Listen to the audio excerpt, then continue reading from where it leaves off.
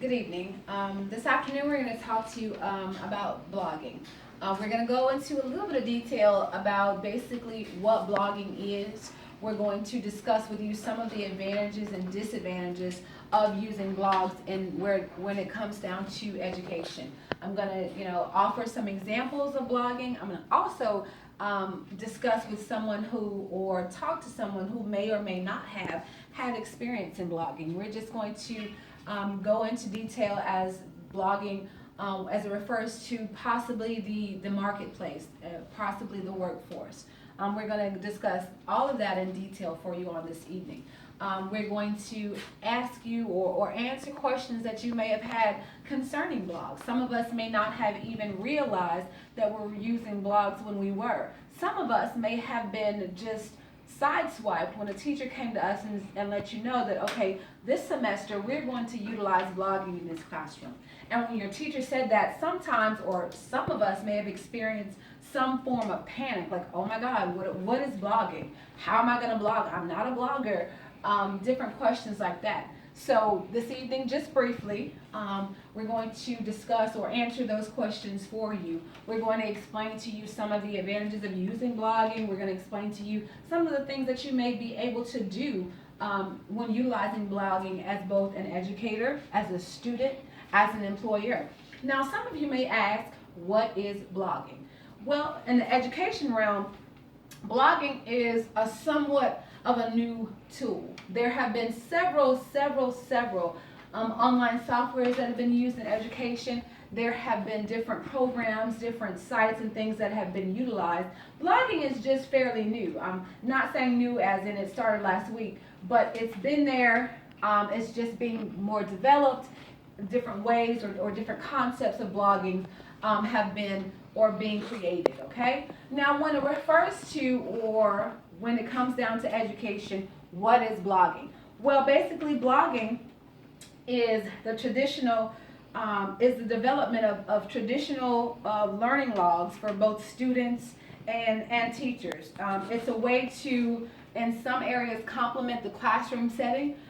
Some blogs or blogs can be used as a hybrid type tool, whereas you may have classroom teachings while you are in school, and you're asked or required to utilize some aspect of blogging, whether it may be simply the teacher is giving information to the student, and the student is expected to respond to that, or simply just receive the information and be able to process it or use it in the classroom on the next day. Blogs can be useful tools in education or in sharing information that's been provided to both the student and the teacher. There are a few examples of blogs that are written for teachers. There are blogs that are maintained for the purpose of classroom instructions. There are blogs that have been maintained for simply coming across or expressing educational policies. Now, a blog that may simply communicate educational policies, we've all had some type of encounter with that. For example, even at the university level or at the school level, there are different blogs that those institutions may use to just keep you updated on academic issues, academic requirements. What is, for example, the issue has a policy of dropping and adding different classes, whether you have a class to drop or whether you're not allowed a class to drop. They also have listed on blogs different things as policies, what's required of you as a student, what's an acceptable way of getting a medical release from a class, different things like that that you can find and utilize on a blog. A lot of times also, if we go into the workplace, professionals may use blogs as a way of updating or posting new hire handbooks, posting their policies, posting what is required of you, the employee, to be employed at this company. There are requirements or just things questions that you may have. Is this a drug-free workplace? Are there drug testings required? What are OSHA regulations in reference to my job? What are some of the FMLA requirements? What are some of the federal laws, different things like that, educators or employers may use their website to post those. They may also use their website to post things or to keep employees updated on things they may have coming up. Sometimes they may have an employee appreciation picnic. Well, that's going to be posted on the blog. Now, there are also different types of blogs. There are blogs that are set up for interaction, and there are blogs that are locked to not allow any type of interactions. And normally the blogs that are set up to not allow any type of interactions would be those institutional blogs, would be those blogs that are set up by the employer for simple information purposes. These blogs are not meant for you, the participant, you, the employee, you, the student, to be able to update anything on that blog. They are simply used to share information from you or from the employer, from the school, to you, the participant, and or the student. There are also, once again, like I said, interacting blogs, blogs that require you to interact. Those are the blogs that we're going to discuss more in detail on tonight. Those are those blogs that your professors want utilize in class as a tool for to go hand in hand with the classroom, or simply as a tool, as an online education tool. So we're going to discuss, those, once again, that type. There are two types of blogs utilized in education. There's an instructor blog, and what this blog is, it's basically a blog that has been set up by the instructor for the class. Normally, on an instructor blog, you have information. You have information for the purpose of the class. You have course content. You may have the syllabus listed, which, it's going to be an outline of what's going to be different dates, due dates, and several things in the class. It's going to be listed on the instructor blog what we're going to do this semester, what the purposes of this class, what our objectives are. That is going to be used or shown to you on the instructor blog. Also, in the instructor blog, they may even list a detailed description of the class itself. What are we going to learn? They may also list on that blog what books are necessary to be used in this class. They may also choose to give you a brief introduction of them as an instructor. This is what I am. This is what qualifies me to teach this class, okay? A lot of times, students or teachers will use this as a course outline. Basically, it's what it's going to be. An instructor blog is sometimes can be used as a way to explain to you what this course is, how you're going to benefit from this course. Now, there are also student blogs, and these student blogs are simply blogs that are written or set up for the students. Students communicate to the instructors and or other students via this blog. Students may be required to set up a blog as a way of turning in different papers, as a way of turning in essays, as a way of communicating what they're learning in class. There may be examples of blogs used in literature classes where we're required to read certain pieces or required to read those pieces and expound on those pieces, how they affected us.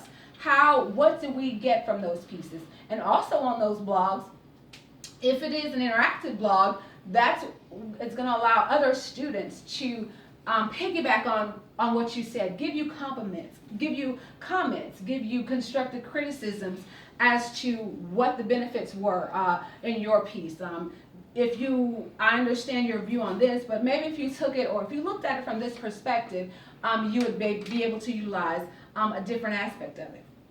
Now, what we're going to do briefly is we're going to discuss with a student whether or not they had a great experience using a blog, whether or not they even used the blog.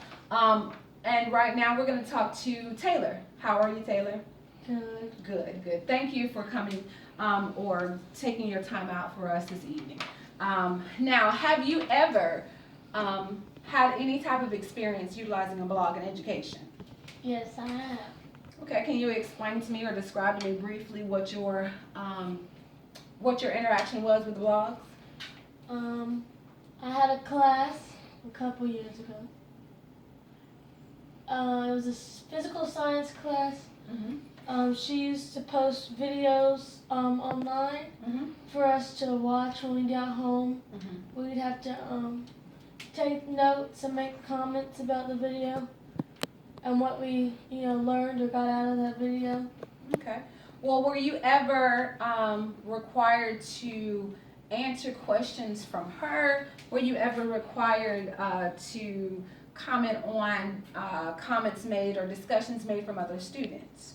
We answered questions all the time Mm-hmm. from those videos, and sometimes we'd have to summarize in the comments of like what she taught and what the video was over, what we got from it, Mm-hmm. and all that. Okay, so how would you describe your experience with blogging? I mean, did you benefit from it? I mean, how would you describe your experience? It's much better from a normal classroom. Mm-hmm.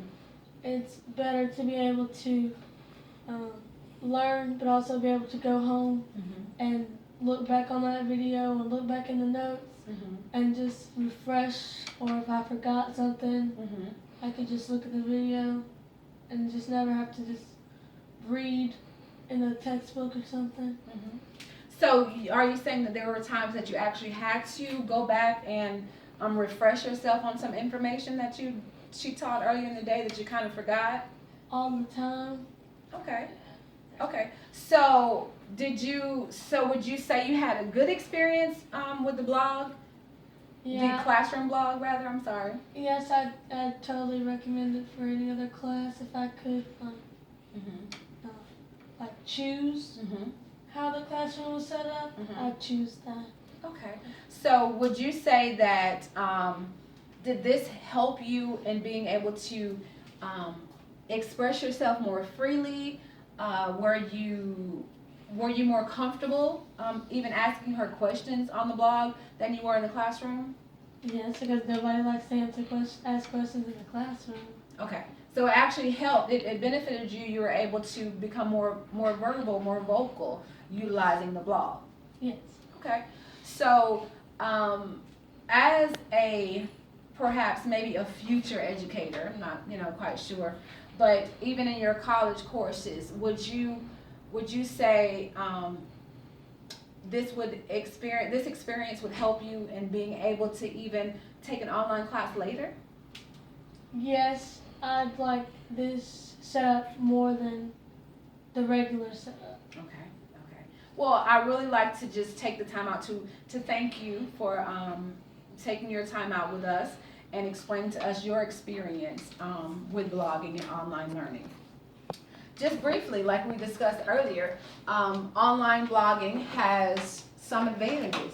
And as we just heard from Taylor, she explained to us how online learning, it just helped boost up her, or it increased the positive feedback that she has for the class. It made her more comfortable in asking questions, because she said that sometimes in a classroom setting, you're uncomfortable asking questions to a teacher. She also said that it allowed her the opportunity to go back and reflect upon the teachings that were given to her earlier that day, some things that she may have heard or may not have even heard or just forgotten, and been able to utilize the blog to go back and refresh.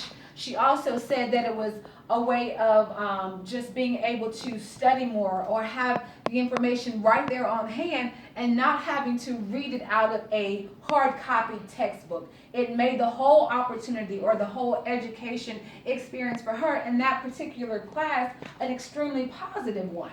Now, on that note, we're going to go ahead and we're going to discuss some of the advantages of blogging in the classroom. There are several advantages of utilizing blogging in the classroom. There are also several disadvantages to using blogging in the classroom. And we're going to cover, I can't cover all of those advantages and disadvantages, but we're going to try to cover in detail quite a few of those. Some of the advantages of even from an educator's point of view in utilizing blogs is they're simply a lot easier sometimes to set up than any other online learning tool. Blogs they require less knowledge of web design. There are some pieces or some softwares and different things that you may use in online education that may require a little bit more in-depth knowledge to web design, to the whole process And they're also easier to create and maintain. They're easier to maintain as opposed to some traditional web classes or web softwares utilized for classes. They are also, it's easier to update in some aspects. There's no matter where you're from or different where you are with different devices. It allows you more freedom or more access to a blog to be able to make updates, to be able to make changes, because a lot of times in different softwares that you use, you're not allowed to make changes as freely as you would be to using a blog as an educator. They're also able to reach a broader spectrum of students or participants without risking the integrity of the information that's being transferred. I know that in some instances we've used some types of web materials, whereas the more devices that you shared upon, the integrity of the information being shared was kind of lost in the flow. It was kind of lost in the transfer of information. And in this actual blogging experience, being able to add and take away, giving information and being transferred to different devices, you do not risk, or the risk is not as great as when utilizing other softwares or other programs. It also allows you the freedom to be able to pull from other technologies. You can utilize other technologies and other software, but it's a lot easier in some instances to utilize those technologies when you are using the blog. You are able to utilize maybe a PowerPoint, a wiki, even YouTube. You're able to upload YouTube videos and different things into your presentation. It's in some ways it's a lot easier to be able to utilize those things, whereas in opposition to different other web designs or other web softwares. Now, blogs also help, or have been, some research says that it has been helped to improve the writing skills of students. It's been able to improve the reflective writing skills of students. And how is that possible? Well, in a blog, once again, we've already discussed that while you are blogging, you are required to write type your original discussion questions, type responses to fellow students, to reflect upon what it is you've learned in that classroom, what it is you learned in that lesson. It allows you to be more open in your reflections. It allows you to be more comfortable to develop a more hardcore or develop a more firm skill set when it comes down to writing. Blogs may also give an opportunity for students to connect in ways that they may not even have been able to connect because of their differences and because of their diversities. It allows you to be able to communicate more comfortably when you have more diversity in your classroom, because there are been a lot of instances where I personally been in classrooms where we had different views or different opinions or just different belief sets, and it was a lot harder to communicate for some students when your differences or when your beliefs were questioned in person. People have become more comfortable with being able to discuss those, or being able to have discussion with people that are different from, or their opinions or views are different from their own, in a blog setting. It's kind of a comfort zone. It's kind of a cushion. It allows me the opportunity to express myself without fear of being attacked, or without fear of being come against in a personal way. It's less personal when you are in a blog situation, in a blog setting, than it would be in a classroom. It also encourages and it gives time for more of a critical thinking. It allows you as a student the opportunity to think more deeply on the subject matter before just simply having to answer the question and just turn in that specific answer or turn in that specific essay. A lot of times you're giving a blog, you're giving a time to read and to develop and to understand and to come up with, being able to explain how I feel or why I feel the way I feel about this situation.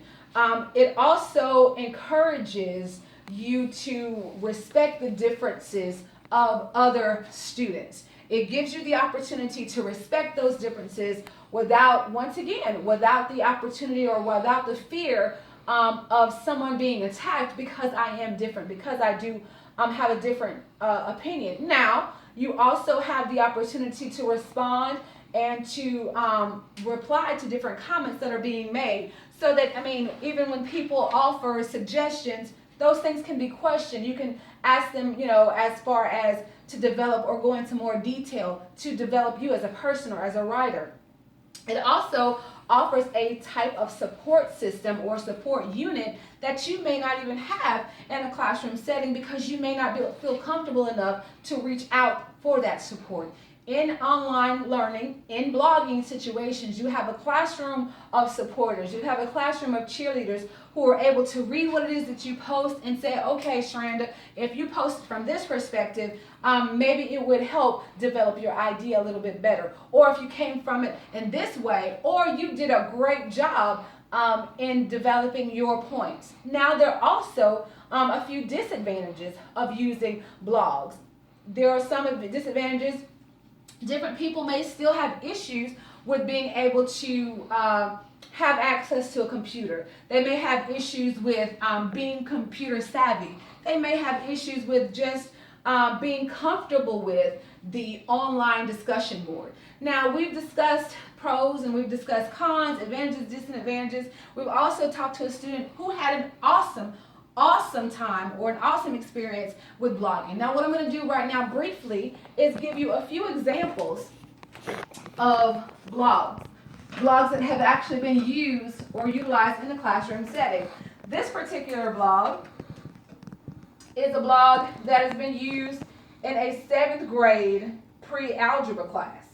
And as you can see, there are several links that have been listed that Mrs. Earl has been used in her 7th grade class. As you can see, there are videos for line plots and different things. There's also areas that you go over to your right and you see different homework. There's homework information. There, once again, like Taylor referenced, there are notes that you were actually taking in class that you can go back and make reference on. Now, another example of a blog that we may not even realize that is a blog is our very own discussion board. Our discussion board is an awesome example of a blogging situation because as students, we are required to reflect upon our learning process. What did you learn? What did you learn in this lesson? What was some of the hardest things that you had? What were some difficulties? And our fellow students, our peers, are expected to respond and give you or expound on what it is that you posted and give you great criticisms, great critiques as to how you may even better use or utilize the information that was given. Now, briefly, basically what we discovered tonight were some of the pros, some of the advantages and disadvantages of using blogs in the online learning experience. Thank you.